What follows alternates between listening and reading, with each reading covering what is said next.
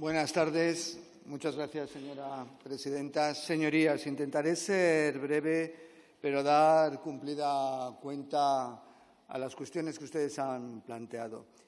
Y creo que dentro de las tres cuestiones en las que versa esta comparecencia, empezaré por la inmigración, los flujos migratorios. Seguiré, si les parece bien, por el pacto migratorio, por la relación, necesariamente. Y terminaré con los tristes acontecimientos en la calle Ferraz. Para iniciar, la primera de ellas, si me lo permite la señora Valido, utilizaré su comparecencia, sus manifestaciones, porque creo que por lo menos tienen el conocimiento de pisar tierra, el conocimiento de saber de qué va el fenómeno migratorio, cuando no solamente en el 2023, sino también en el 2006 y en otros momentos ha sido protagonista directa. El fenómeno migratorio, como ha dicho, es un tema complejo, señora Valido. Es un reto, es un desafío, no es un problema. Y nos va a acompañar. Nos va a acompañar porque ya nos ha acompañado durante mucha parte de nuestra historia y seguirá acompañándonos. Y seguirá acompañándonos mientras haya, lo que también se decía, las diferencias estructurales entre Europa y África en este caso. Crisis climática. Hoy se ha llegado a un mínimo acuerdo, un acuerdo razonable en que la vicepresidenta Rivera ha trabajado de una forma importante y seria, y hay que reconocerlo. Pero es una de las causas de la expulsión de mucha gente, problemas socioeconómicos, problemas políticos de todo tipo.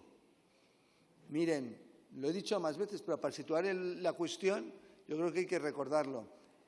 África tiene en este momento 1.750 millones de personas. En 2030, ya ven que todos estamos haciendo estrategias, planes a 2030.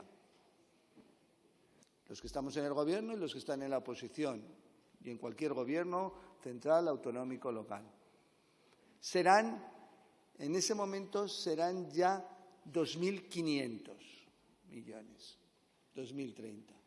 Y en 2050, que también hablamos del año 2050 para nuestras políticas, serán el doble, 3.400 millones de personas. ¿Cuál es la diferencia en cuanto a PIB estructural, etcétera? Hablan de la crisis del 2006. ¿Es el mismo el mundo en 2006 que en 2023? Los medios, el conocimiento, la realidad. Seamos un poco serios cuando abordamos los temas. Creo que no es lo mismo. Se habla de que en el 2018 parece ser que el Gobierno del señor Pedro Sánchez hizo un efecto llamada. No se había hecho ninguna política migratoria por parte del Partido Popular entre 2006 y 2018. No se había hecho ninguna, todo lo contrario. Se había destruido todo lo que se había hecho en política migratoria, tanto en medios personales, en infraestructuras, en todo se había destrozado. Se dice, hasta junio que estábamos nosotros, 10.000 personas entraron y luego 50.000 más, hasta 63.000 en el 2018. Se desconoce que en los primeros meses del año es cuando menos entran proporcionalmente. Pero es que es un desconocimiento todavía mayor, o por lo menos es populismo. ¿Qué pasa? ¿Que es España el único país del Mediterráneo donde entra la migración? Estamos hablando que es un problema estructural. ¿Qué está pasando en Italia? Este año van casi 160.000. Un 100% más que el año pasado.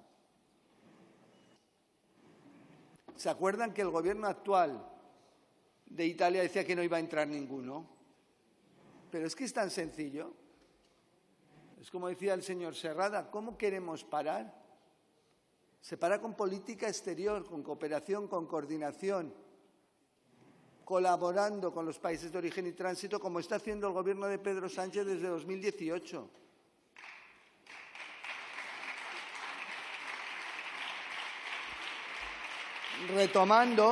Retomando las políticas migratorias que se hicieron en los gobiernos del presidente Zapatero y con la vicepresidenta, como se ha recordado, Fernández de la Vega, haciendo esas políticas. Y no es de parcheo ni de un día, sino que tienen que ser continuadas independientemente del flujo migratorio que en un momento exista. Y les refiero en ese sentido cómo hay que trabajar en ese ámbito, en el ámbito también securitario, como se trabaja desde el Ministerio del Interior, la parte que nos corresponde, trabajando contra las mafias que trafican con estos seres vulnerables que están en una situación de absoluta vulnerabilidad y que se ven obligados a lanzarse al mar en condiciones. Recordaba la señora Santana, si no me equivoco, de Unidas Podemos, el número importantísimo de vidas que desaparecen en el mar en esa situación. Pues permítame, señora Santana, nosotros trabajando en Mauritania, Senegal, Marruecos, evitando la salida del 40%, salvamos vidas, por eso lo digo. Y las fuerzas y cuerpos de seguridad trabajando salvan vidas, consecuencia de lo que usted ha dicho, y por eso cuando decimos que salvamos vidas. Y por eso es tan importante luchar contra la migración irregular. Que eso no quiere decir que no se trabaje en migración legal, segura y ordenada, porque se hace, también se hace. Y, señora Vázquez, le digo que en los años 19 y 20 pudimos bajar en un 50 y en un 25%, pero las situaciones van cambiando. Pero nosotros mantenemos la política y los medios personales y materiales. Incrementamos en un 12% los efectivos en Canarias desde el 2018, lo que perdieron ustedes. Hemos hecho todas las infraestructuras, los CATES en el ámbito de interior, en todas las islas desde el 2018, teniendo una posibilidad de recogida, de recepción, mejor dicho, humanitaria de la migración irregular. Y luego se han incrementado por el Ministerio de Inclusión. Vuelvo a decir, esto es un tema de gobierno, de Estado, evidentemente, todas las plazas de acogida. Todo eso es un trabajo continuado. Pero claro, la situación es crisis climática, increciendo en África, problemas sociales en distintos países, etcétera, determina todo lo estructural. Pero desde la Unión Europea seguimos trabajando y estamos trabajando en esa dimensión exterior también, no solo en el ámbito securitario, sino también en el ámbito de la ayuda al desarrollo y al crecimiento de esos países, lo que llamamos adelantamiento de fronteras, que no haya la necesidad de que salgan, que el que quiera salir salga porque quiere salir por una cuestión personal, pero no por necesidad, no por obligación y no por poner en riesgo su vida. Y hemos incrementado ostensiblemente todos los mismos. Simplemente quería hablar para que se viera bien la idea general, que me parece que es la importante. Pero decía usted, todo, vuelvo a decir, falsedades. Un equipo en Mauritania, no. Tenemos ahora 2 equipos en Mauritania de la Policía Nacional. Uno en Nuadhibou, otro en Nouakchott. Tenemos más de 50 guardias civiles trabajando en Nuadhibou y en Nouakchott. En Senegal, en Dakar, tenemos 2 equipos, uno bilateral y otro en el marco de la Unión Europea. Un equipo en Gambia. Trabajamos con Marruecos. Esas son realidades existentes y las vamos incrementando. Las infraestructuras, lo que le he dicho. Sí que quería decir a los policías abandonados. Bueno, policías abandonados, como también decía el señor Gil Lázaro. Bueno, un 38% más de sueldo, más infraestructuras, 12% más de efectivos en las Islas Canarias a título de ejemplo. Lo acontecido extraordinariamente, excepcionalmente en el Hierro nos ha permitido incrementar tanto en Guardia Civil como en Policía Nacional inmediatamente un 18% las plantillas de ambos. ¿Por qué? Porque hay una oferta de empleo público, porque hay un trabajo continuado, no de parcheo. Las circunstancias pueden ser excepcionales y extraordinarias por 1000 motivos. Me refiero a los flujos migratorios en un momento dado y una circunstancia concreta. Le diré que los que han hecho el impacto, y lo sabe la señora Valido, en Canarias han sido fundamentalmente en la segunda parte del año ciudadanos de nacionalidad senegalesa, por situaciones que todos conocemos, no de otras nacionalidades. ¿Qué quiero decir con esto? Que se trabaja. Y con Senegal seguimos trabajando también de una forma muy satisfactoria con Senegal también en el control, porque trabajamos en el control preventivo, evitar esas salidas. hablan de retornos. Siempre se lo he dicho. Somos de los países dentro de la Unión Europea, no el único, que más retornos hacemos. Pero ¿sabes por qué? ¿Por qué? Por esas relaciones. Pero ustedes se creen que los países, como he dicho, en las circunstancias económicas personales que viven, van a aceptar el retorno. Que mandemos aviones con 300. Pero ustedes saben, que se lo he dicho 1000 veces, que, por ejemplo, en el Senegal, en Gambia, en Guinea Conakry, lo que representan las remesas de la migración irregular, vamos a decirla, de la que salió irregularmente, entre un 10 y un 15% de su PIB. Ellos también se presentan a las elecciones. ¿Ustedes se creen que si no hay una cooperación, coordinación, colaboración, planes, lo que decía antes, adelantar fronteras, aceptan? Miren cuál es el índice de retornos en todos los países de la Unión Europea. Por eso hemos trasladado, y desde el Gobierno de España, la importancia de la dimensión exterior, y llevamos 5 años, y que se implementen realmente. El fenómeno migratorio no es aquí vengo, y les remito y me remito a Italia. Y verán que el Gobierno de Italia es ahora consciente de la complejidad de lo que es el fenómeno migratorio. En Grecia también el 100% más este año que el año pasado. ¿Pero por qué? Por situaciones de complejidad. Pero bueno, creo que esto es o debería ser obvio, y lo que deberíamos es, desde luego, no utilizarlo en la forma que veo que se utiliza por la derecha y por la extrema derecha, sino realmente trabajar conjuntamente en ese ámbito. Y luego les digo, en el ámbito del pacto migratorio, sí que querría hablar del pacto migratorio. El pacto migratorio, el señor Gil Lázaro, perdone, no sé si está, no lo he visto ahora. Gracias, señor Gil Lázaro. Me ha manifestado un desconocimiento al respecto. Cuando hablo de acuerdo político, es el acuerdo entre el Consejo, la Comisión, el Parlamento, por eso se llama político, pero se está estudiando ahora artículo por artículo, párrafo por párrafo de cada uno de los reglamentos, y lo aprobamos. Es como cuando ustedes estamos aquí en las comisiones, etcétera. Y cuando se haga el acuerdo, es el acuerdo político. Y lo que pasa es que luego ya es lo matiz de lo técnico y luego de las traducciones a los distintos idiomas. Y eso necesita 2-3 meses. Y por eso queremos que el 18 y el 19 de diciembre podamos tener ya el texto en acuerdo político de las instituciones, que luego lo van a votar. El tema técnico es simplemente. Y esperemos que el día 18 y 19 se pueda llegar a ese acuerdo. Y para ese acuerdo yo puedo compartir mucho de lo que han dicho distintas, perdone que lo individualice, pero estoy mirando sobre el pacto migratorio, pero lo he dicho en este momento, llevamos 8 años debatiendo y todos debemos de ser flexibles y llegar a ese mínimo de acuerdo entre todos, porque con intereses distintos, complejos, muchas veces no compatibles, pero que se respete siempre los valores que nos conforman como Unión Europea, pero ese mínimo, y por eso hay que ser flexibles. Ninguno nos va a satisfacer, ninguno. Pero encontramos ese mínimo común denominador que lo hace flexible, eficaz, practicable, que es muy importante, y que dé una visión hacia afuera de unidad en un fenómeno, en un desafío tan importante como es la migración. Como un desafío tan importante como es la migración, y que se vea por lo menos algo que es muy divisivo, como decía, en el marco de la Unión Europea. Pero les diré, apoyen todos este pacto y que podamos llegar el 18 y el 19. ¿Quién se ha apartado?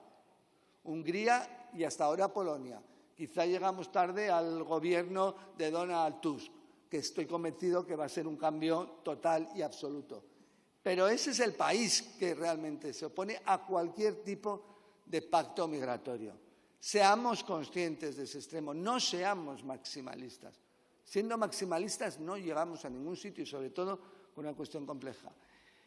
Se me había pasado en el tema de migración, señora Valido, pero decirle que seguiremos hablando para que la coordinación sea la mejor posible y trataremos de institucionalizarla de la forma. Pero ¿sabe usted cómo hemos implementado la misma en Canarias con el Gobierno de la comunidad, con el Gobierno de Canarias? Sabe usted nuestra preocupación. También le digo que tenemos la Comisión Delegada de Asuntos Migratorios en el marco del Consejo de Ministros, donde estamos todos los ministros concernidos y nos reunimos con una determinada habitualidad en ese sentido para mirar el desarrollo. Pero ya sabe que hay esa autoridad de coordinación que tenemos de un teniente general. Usted pide otro tipo de coordinación más directa dentro del Gobierno y de los ministros concernidos. Todo puede, evidentemente, estudiarse, pero que la coordinación es perfecta. Pero usted ha dicho una cuestión muy clara, porque sé que además que el Ministerio de Inclusión está trabajando de una forma denodada.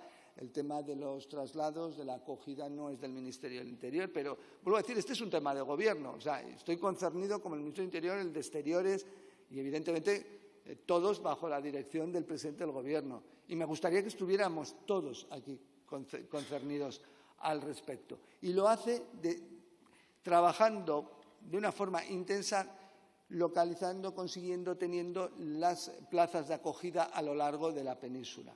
Y cuando yo voy a la Unión Europea, y me hablaban todos ustedes, ¿no?, en el pacto, que tiene que estar la solidaridad obligatoria, que no vale esa contribución financiera, que no es dinero por persona. Es otra cosa y es otro concepto, por eso quiero decirlo. Pero para llegar a los acuerdos, pues ha habido que llegar a la solidaridad flexible. Ha habido que llegar a la solidaridad flexible. Y se trabaja y se llega y vamos a lo mismo.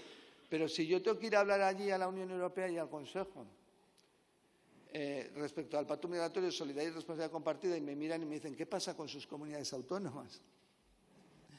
Oiga usted, me gusta la solidaridad de su país.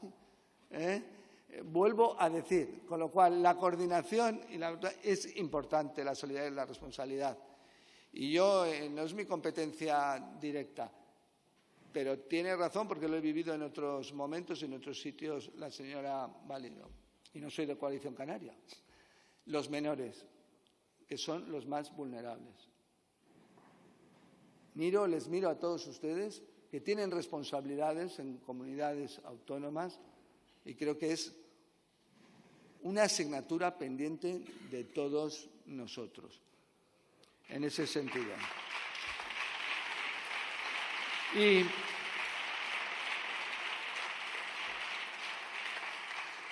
Y creo que respecto a la migración y al pacto, solo deseo que el día 18 y 19 podamos llegar a la misma. Voy a terminar, porque creo que he dicho lo principal o lo que creo contestando a todos ustedes, a todas ustedes, en el sentido de lo acontecido en Ferraz. La gravedad de lo acontecido no es, evidentemente, algo anecdótico, representa mucho más, representa poner en tela de juicio los valores democráticos de un país, intentar en parte de los manifestantes, por una parte importante, socavar el libre ejercicio. Se pone ahí en una tensión muy peligrosa el libre ejercicio al derecho de manifestación, pero con el derecho al ejercicio de la libertad política de los partidos políticos y de desarrollar esa actividad pública tan importante. Y tenemos que ser, por eso, muy cuidadosos todos y muy respetuosos al respecto. Decir al respecto el trabajo impecable de la Policía Nacional y, en este caso, de la Policía Nacional, bajo los criterios de proporcionalidad, progresividad y, evidentemente, garantizando los derechos y libertades de todos, de los concentrados y de los no concentrados. Y vuelvo a decir, 52 detenidos, pero 50 policías. Se ha hablado aquí de alguna diferencia de actuación. No, la policía siempre actúa en los mismos términos, enfrente el acontecimiento que tenga que enfrentar. Y es bajo esos principios de legalidad, proporcionalidad y progresividad. Y es así en ese sentido. Pero ahí el señor Gil Lázaro ha tirado la pullita del índice de criminalidad, etcétera. España es uno de los países más seguros del mundo. De la Unión Europea yo diría el más seguro. Solamente no he venido, pero el día me llaman y hablamos de criminalidad. El índice de criminalidad ha crecido, pero no por la criminalidad convencional, la que acontece en el mundo físico, sino la cibercriminalidad. Esa es la que ha determinado, y sobre todo el ámbito de la estafa, del fraude. Y eso ha sido consecuencia en mucho de la pandemia, que todos empezamos a utilizar mucho más, a vivir mucho más el mundo virtual en ámbitos sociales como la compra, de distintos.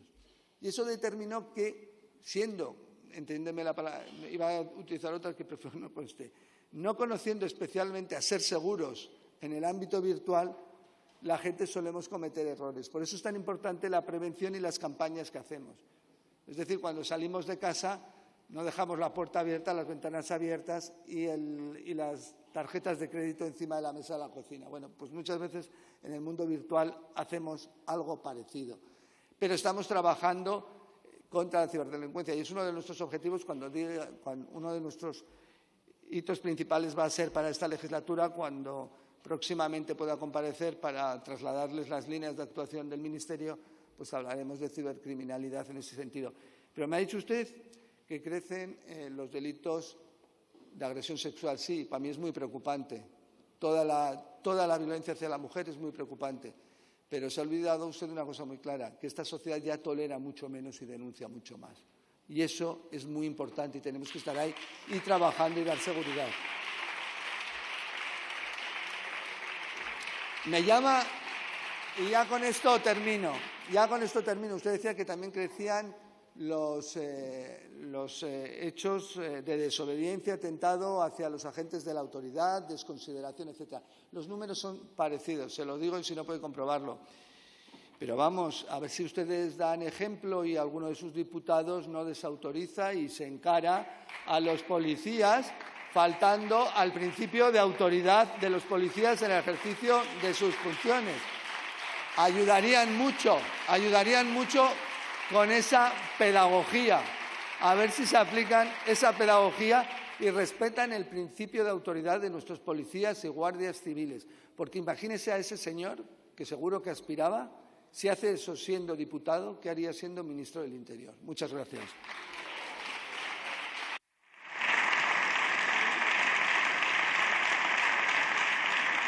Si os ha gustado el vídeo no olvidéis suscribiros al canal. En La Voz Progresista, tratamos de traerte la mejor información y actualidad, combatiendo los bulos, las mentiras y la desinformación con la que tratan de contaminarnos a diario. Si os ha gustado el vídeo, no olvidéis suscribiros al canal, porque aquí, en La Voz Progresista, nos esforzamos por brindaros la mejor información y actualidad.